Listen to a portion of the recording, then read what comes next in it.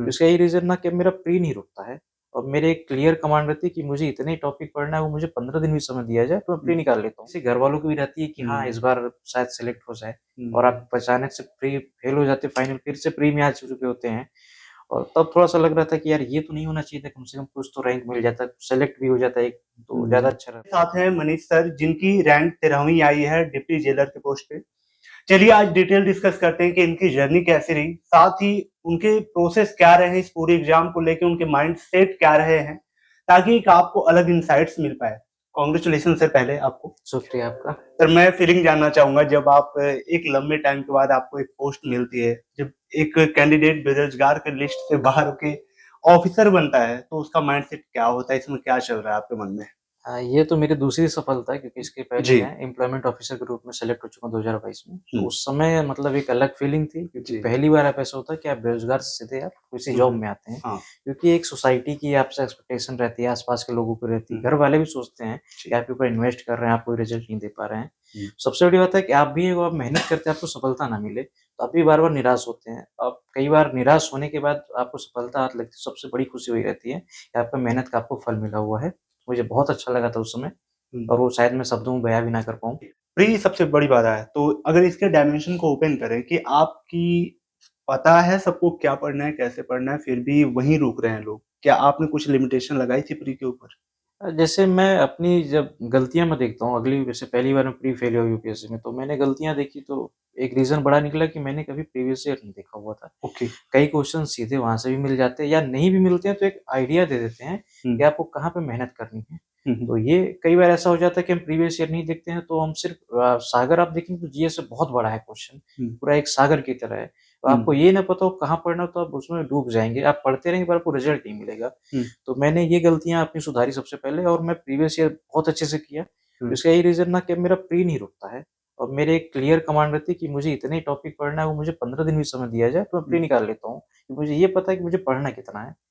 आप ये बहुत बड़ी स्टेटमेंट बोल रहे हो क्योंकि ये आपका गट्स है और आपका भरोसा है। अगर आप अपने इस भरोसे को थोड़ा-सा शेयर करें, मेबी उनको एक वैल्यू मिलेगी कि आपको जो रेंज पता है कि ये यहाँ से रेंज आ रही है, जी। उस रेंज को थोड़ा-सा ओपन जैसे मैं बताना चाहूँगा कि आप सबसे पहले आप कम से कम 10 सालों का प्रीवियस ईयर लीजिए। उसमें आप देखिए, आप सब सब्जेक्ट वाइज़ निकालिए कि अगर जो हिस्ट्री पूछ रहा है तो मॉडर्न, एंशिएंट और मिडीवल में हुँ, कहाँ-कहाँ से क्वेश्चन किस पार्ट में आए हुए हैं। हुँ, तो आप देखेंगे आप अगर 100% सिलेबस आप देखेंगे 30% सिलेबस में सबसे ज़्यादा क्वेश्चन आए हुए हैं। हुँ। तो आप 30% मार्क कर लेंगे मुझे जैसे एग्ज़ाम जब आना रहेगा तो आप 30% में ज़्यादा फोकस करेंगे। वीडियो कंटिन्यू करने से पहले अगर आप यूपीपीएससी 2025-26 या फिर 71st बीपीएससी के फाउंडेशन बैच की तलाश में जो कि अफोर्डेबल प्राइस पे हो, तो पीडब्ल्यू यूपीपीएससी वाला एंड बीपीएससी वाला की तरफ से आपको इनके फाउंडेशन बैच पे 50% से ऊपर तक का डिस्काउंट दिया जा रहा है, जो कि जनरली इनका 10,000 का प्राइस पॉइंट होता है, ये 5,000 के नीचे आपको मिल रहे हैं। जैसे आप स्क्रीन पे देख रहे हो, सर्व सक्षम 2.0 और सर्वप्रथम जो कि 2025 के फाउंडेशन बैच हैं, इंग्लिश हिंदी में 4,999 में प्रोवाइड हो रहे हैं। वहीं 2026 की तैयारी कर रहे हैं यूपीपीएससी के, तो इनका यूपीपीएससी सक्षम और यूपीपीएससी प्रथम जो कि इंग्लिश हिंदी में है, सेम प्राइस पॉइंट यही है। 71st बीपीएससी फाउंडेशन की बात करें, इनका सर्व सक्षम सर्वप्रथम जो कि इंग्लिश हिंदी में है, वो भी 4,999 में है। इसके साथ-साथ अगर 17वीं बीपीएससी मेंस की आप तैयारी करें, तो ये 999 में इनका सफलता 2.0 देख सकते हो। अगर 71st बीपीएससी के प्री और मेंस का करंट अफेयर देख रहे हो तो यहाँ पे ये 1199 में प्रोवाइड हो जाएगा। इन सारे डिस्काउंट के ऊपर भी अगेन आपको डिस्काउंट देखने को मिलेगा। आप कूपन कोड स्टूडेंट्स यूज कर लेना। सारे बैचेस का लिंक नीचे है, जाके वहाँ से चेकआउट कर सकते हो। चलिए अपनी वीडियो को कंटिन्यू करते हैं। आप पढ़िए सारा बट ऐसा 30% आप 6 से 7 बार रिवीजन करिए कि अगर जो वहाँ से क्वेश्चन आते हो तो आपको गलत होने की संभावना एकदम ना रहे। हुँ, और फिर ऐसे ही सभी सब्जेक्ट का करिए कि आपको देखेंगे ज़्यादातर जैसे अब 150 नंबर है, आप देखेंगे 30 नंबर करंट अफेयर से आ रहे हैं हुँ, और करीब 20 से 22 नंबर आपके आ जाते हैं हिस्ट्री से आ जाते हैं हुँ, और 20 से 22 क्वेश्चन पॉलिटी से आ जाते हैं। ऐसे ही एनवायरनमेंट और ज्योग्राफी मिलाएँगे करीब 40 क्वेश्चन मैंने पिछली बार देखे हुए हैं। हुँ, तो अब ये 4 टॉपिक पढ़ते हुए आप कम से कम कट ऑफ तो क्लियर हो जाएँगे। और इसमें ऐसा है कि अगर आप अच्छे से करेंगे तो गलत होने की संभावना बहुत कम है। जैसे पॉलिटी में आप 20 क्वेश्चन आ रहे हैं तो आप अच्छा पढ़ लेते हो तो 19 क्वेश्चन बहुत आराम से आपके सही हो जाएँगे। हिट हो क्योंकि जाता है। बेसिक क्वेश्चन वहाँ आते हैं। अब हुँ, उसमें देखेंगे आप नोट्स बनाएँगे सिर्फ़ 10 पेज में आपका नोट्स बन जाएगा, इम्पोर्टेंट चीज़ों का, कि हुँ, जो मुझे बार-बार भूल जाता है। ज़्यादातर लोगों की समस्या क्या होती है आप क्वेश्चन जब देखेंगे वहाँ पे आप लगाए होते हैं, बट एग्जामिनेशन हॉल में कन्फ्यूजन हो जाता है कि ये ऑप्शन सही कि दूसरा ऑप्शन सही है। जी, बिल्कुल। तो उसके लिए ज़रूरी कि आप टेस्ट सीरीज़ भी लगाते रहें, आप देखते रहें कि आप जो पढ़ रहे हैं आप रिकॉल कर पा रहे हैं कि नहीं। अगर वो नहीं कर पा रहे हैं तो उसका कहीं न कहीं कमी है कि आप उसको मेमोराइज़ नहीं कर पाए, समझ नहीं पाए हैं। तो हुँ, आप उसको कम से कम ज़्यादा से ज़्यादा बार पढ़ें। कई लोग होता है ऐसे करंट अफेयर एक बार पूरी मैगज़ीन है उसको पढ़ा, दोबारा हुँ, उसको पढ़ा नहीं। हुँ, बोले मैंने तो पढ़ा था, अब क्वेश्चन्स वहीं से आते हैं, हुँ, बट आप एक बार पढ़ेंगे तो आप रिकॉल नहीं कर सकते हैं। क्योंकि 250-300 पेज की मैगज़ीन है, वो पहले से स्क्रिप्ट्स बनाया गया है और हाँ। आप उसको सिर्फ़ एक बार पढ़ लें तो आप संभव है भूल जाएँगे। अब जैसे करंट अफेयर मैंने करीब 7 से 8 बार पढ़ा हुआ है, उसका मैंने नोट्स बनाया 10-15 पेज पेज में मेरे नोट्स हो गए। पिछले कितने महीने के या साल के?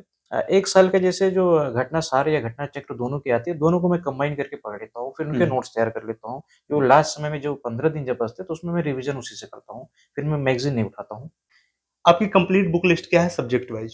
जैसे मैं प्री के लिए यूपी विशेष के लिए बता रहा हूँ। हुँ, प्री में आप देखेंगे तो मैंने घटना चक्र को फ़ॉलो किया हुआ था, साथ में दृष्टि की बुक जो आती हैं, हुँ, उनको फ़ॉलो किया हुआ था। ये 2 किताबों से मैं ओके, एक नोट्स बना लेता हूँ, जो मुझे लगता है कि हर बार ये फैक्ट या क्वेश्चन्स आते हैं, आते हैं। तो उनको मैं 1-2 पेज में से बना लेता हूँ छोटा-छोटा, जी, ताकि जो आखिरी के 1 हफ्ते जो रहें, तो मैं उसमें रिवीज़न कर सकूँ सिर्फ़ उन पॉइंट्स को और हुँ, मुझे मोटी-मोटी किताबें ना पढ़ना पड़े।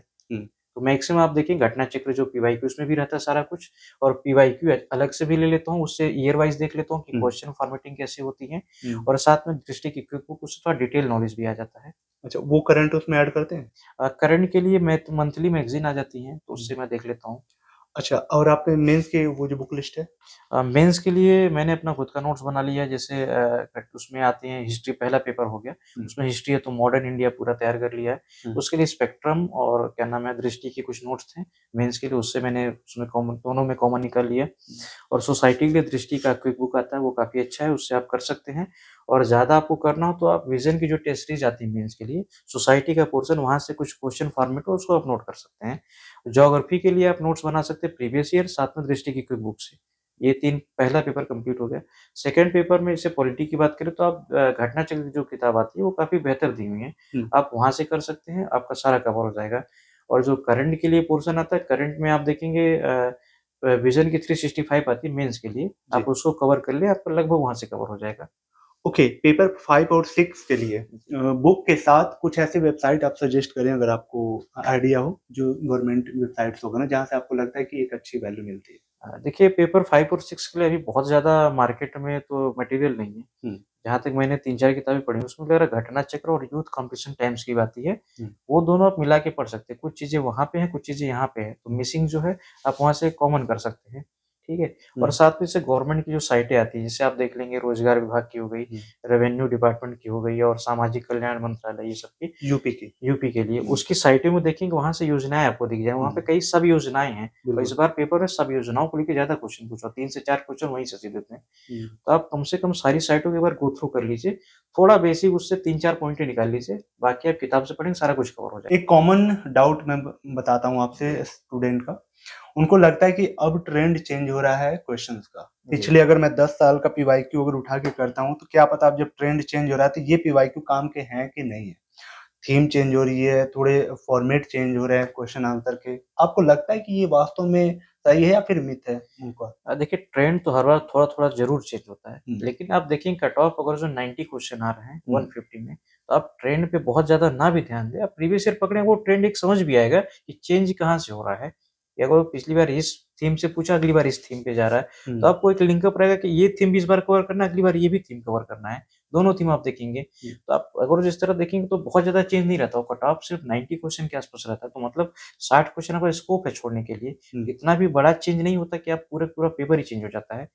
बेसिक क्वेश्चन जैसे स्टैटिक में तो बहुत चेंज नहीं होना है। बिल्कुल। उसमें हर बार आप देखेंगे कि जैसे गांधी जी हो गए, वहाँ से लेके आप लास्ट तक देखें 47 तक मैक्सिमम क्वेश्चन वहीं से आते हैं। बस फॉर्मेटिंग चेंज हो बस जाती है। फॉर्मेटिंग थोड़ा चेंज होता है। तो आप हुँ, डिटेल में जैसे आपके समय समय है अगर जो 1 हुँ, साल आप तैयारी लेके चल रहे हैं, तो आप डिटेल में पढ़ने की कोशिश करिए। क्योंकि डिटेल जब तक आप नहीं पढ़ेंगे तब तक बहुत सारे कन्फ्यूज़न आएँगे। मतलब लास्ट महीने में सिर्फ मैराथन देख के काम नहीं चलेगा। नहीं, उससे तो बिल्कुल नहीं होने वाला है क्योंकि देखिए आप मतलब ऑब्जेक्टिव पेपर एक बार को आप निकाल लेते हैं, लेकिन आगे मेंस भी है। तो आप हाँ, डिटेल नहीं पढ़े रहेंगे तो आप मेंस में कुछ नहीं कर सकते हैं। मैराथन क्लास आप देखते थे? मैंने आज तक अभी यूट्यूब में बहुत कम प्रयोग करता हूँ। तो सिर्फ आप हार्ड कॉपी से ही मैं ज़्यादा। ज़्यादातर कोशिश करता हूँ, अगर जैसे बहुत लोग होता है कि पीडीएफ पढ़ते हैं हर बार हुँ, को लेके, तो उसमें हुँ, क्या होता है आप मार्किंग नहीं कर सकते, कुछ ज़्यादा कुछ हुँ, कर नहीं सकते हैं हुँ। और दूसरी समस्या आई आपकी कॉन्टैक्ट आई बहुत। कॉन्ट आँख भी आपकी खराब हो जाएँगी। उससे अच्छा हुँ, है कि आप उसको प्रिंट आउट लाइए। आप उसमें कम से कम 4 बार लाइन करेंगे, जो इम्पोर्टेंस को डबल लाइन करेंगे, स्टार बनाएँगे, उसका हुँ। वो पढ़ने में ज़्यादा सहजता रहेगी। ड्यूरिंग प्रिपरेशन जी। कोई ऐसा दिन या टाइम या मोमेंट जो आपको लगता है कि मेरा लाइफ में नहीं होना चाहिए था या फिर